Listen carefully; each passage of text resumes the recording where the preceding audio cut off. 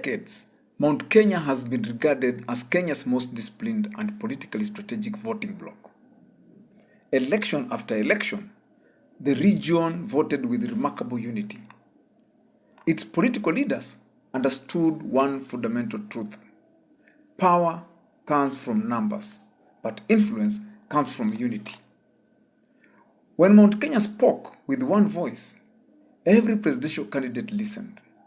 When Mount Kenya negotiated, governments paid attention. When Mount Kenya voted, elections were won and lost in equal measure. But today, something unprecedented is happening.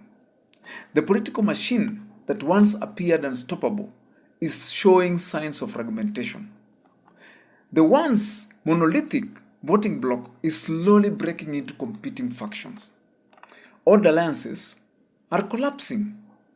New loyalties are emerging.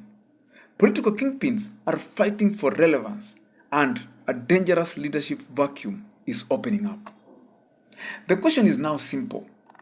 Who truly controls Mount Kenya? Is it Rigathi Gachagua, the former deputy president? Or is it Uhuru Kenyatta, the former president of the Republic of Kenya? Or is it Deputy President Kithure Kindiki? Or maybe, just maybe, is it a completely new political class quietly emerging from the shadows? Tonight, ladies and gentlemen, we want to examine 4 major centers of power currently shaping Mount Kenya politics and ask whether the region is heading towards renewal or political relevance. Before understanding today's conflict, we must understand why Mount Kenya became politically significant in the first place. The region's influence was never merely about population. It was about organization. It was about economic power. It was about political discipline. Historically, leaders from the region understood that fragmentation was dangerous. Whenever Mount Kenya voted as one bloc, it maximized its bargaining power nationally. This unity allowed the region to negotiate cabinet positions, development projects, government appointments, and policy influence. Political leaders from other regions often envied this cohesion. History teaches us an important lesson. Political unity is rarely permanent. It survives only when there is a widely accepted leader. The moment leadership becomes contested, fragmentation begins. That is exactly what we are witnessing today. The region is experiencing something it has never faced in years. And this is a struggle over who speaks for the Mount Kenya region. Let us begin with the most visible political force currently operating the region.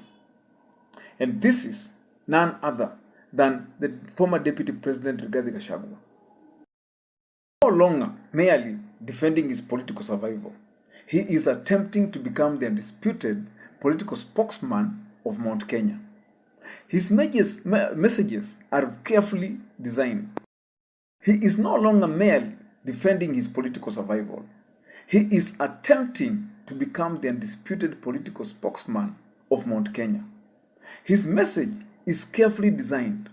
He portrays himself as a victim of political betrayal. He argues that the region's interests have been undermined. He presents himself as the leader willing to confront power on behalf of ordinary residents. Psychologically, this is a powerful narrative. Throughout history, leaders who position themselves as defenders of a wounded community often attract intense loyalty. Gachagua understands this. His grassroots rallies are not simply political meetings. They are emotional mobilization platforms. He is transforming personal political conflict into regional political identity. The strategy is very effective, but it faces challenges. First, he must prove that his support extends beyond emotional dissatisfaction. Second, he must convince voters that he offers a viable future rather than merely opposition to current leadership. That, and most importantly, he must overcome resistance from rival political actors who view his rise as a threat.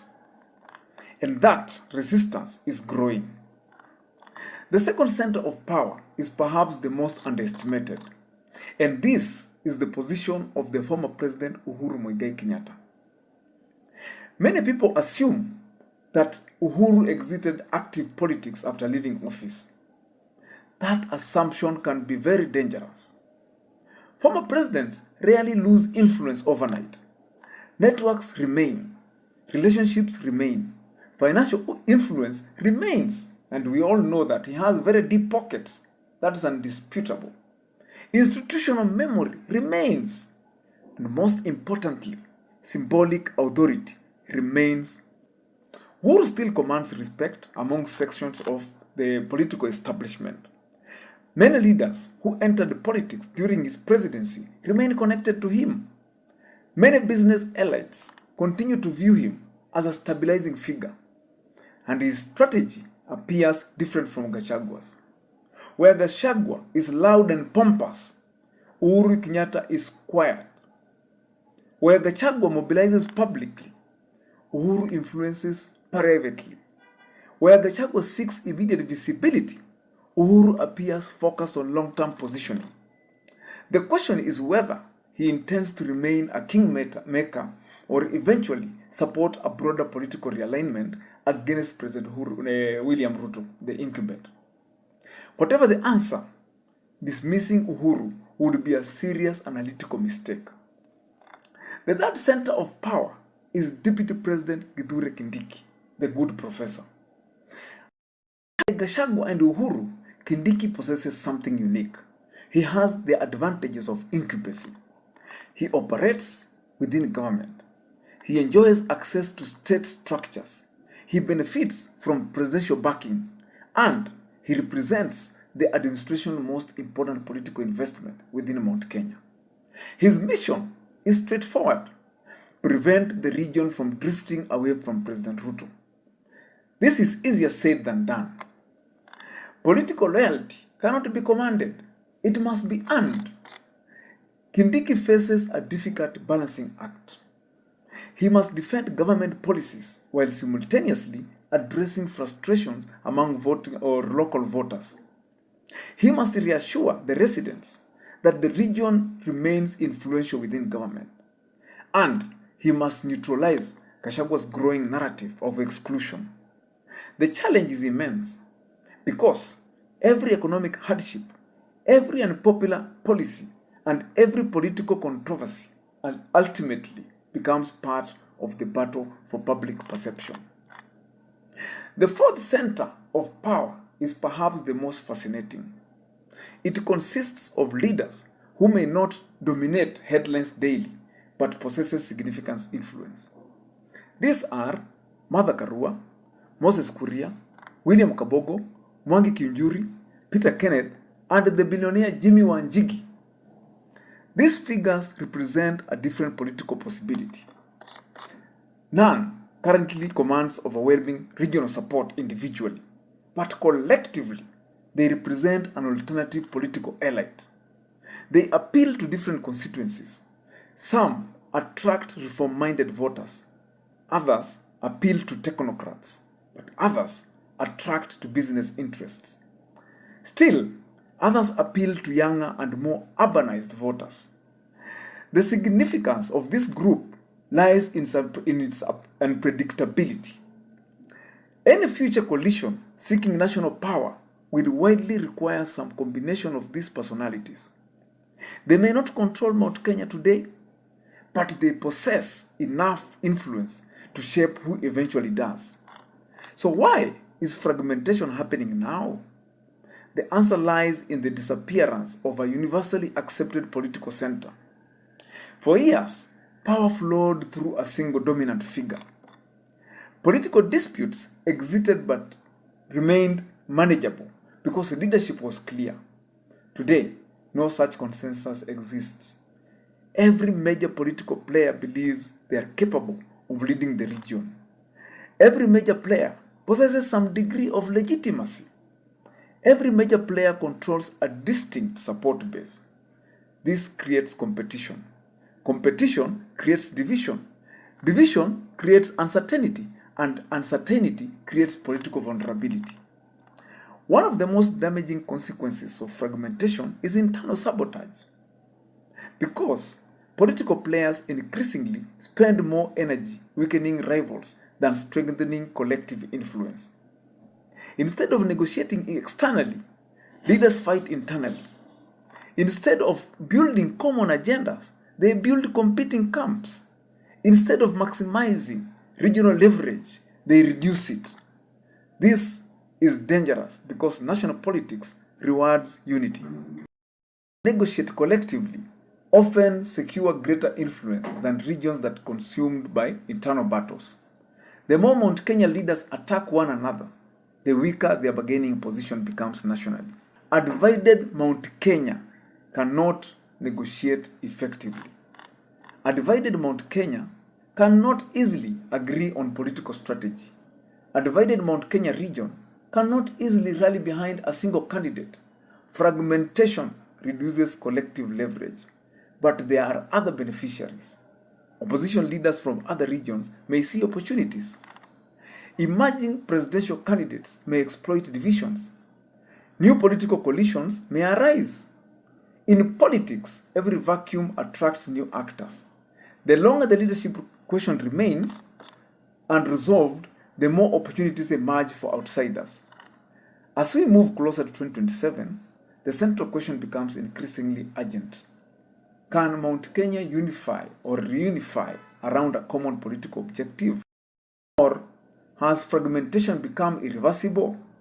The answer may determine not only the future of the region, but also the outcome of the next presidential election. If Gachagua consolidates support, he becomes a major national kingmaker. If Kindiki succeeds, President Ruto strengthens his re-election prospects. If Uhuru re-engineers a political comeback through allies, national politics changes dramatically. If the independent heavyweights unite behind a common platform, an entirely new political force emerges. Every scenario remains possible. That is what makes this moment so significant. In conclusion, therefore, Mount Kenya stands at a historic crossroad. The era of unquestioned political unity appears to be ending, and in its place, 4 rival centers of power are competing to define the region's future. Rigathi Gachagua represents rebellion, Uhuru Kenyatta represents legacy and quiet influence, the Deputy President Kithure Kindiki represents state power and continuity. Mother Karua, Moses Kuria, Kenneth, Jimmy Wanjigi, and other heavyweights represent alternative possibilities awaiting in the wings. The battle is no longer about who controls Mount Kenya today. The battle is about who will define Mount Kenya tomorrow. Because in politics, power abhors a vacuum. And when a political giant begins to fracture, everyone rushes to claim a piece of the fracture. The question is whether the Mount Kenya will emerge stronger from this competition, or whether internal rivalries will destroy the very unity that once made it Kenya's most formidable political force. Only time will tell. Thanks for watching the 8 News Network. I am Daggy Nabakwe. If you found this analysis insightful, like, subscribe, share, and join the conversation in the comments section. Who do you believe will ultimately lead Mount Kenya into 2027? Will it be Rigathi Gachagua, Uhuru Kenyatta, Kithure Kindiki, or a completely new coalition? Let us know below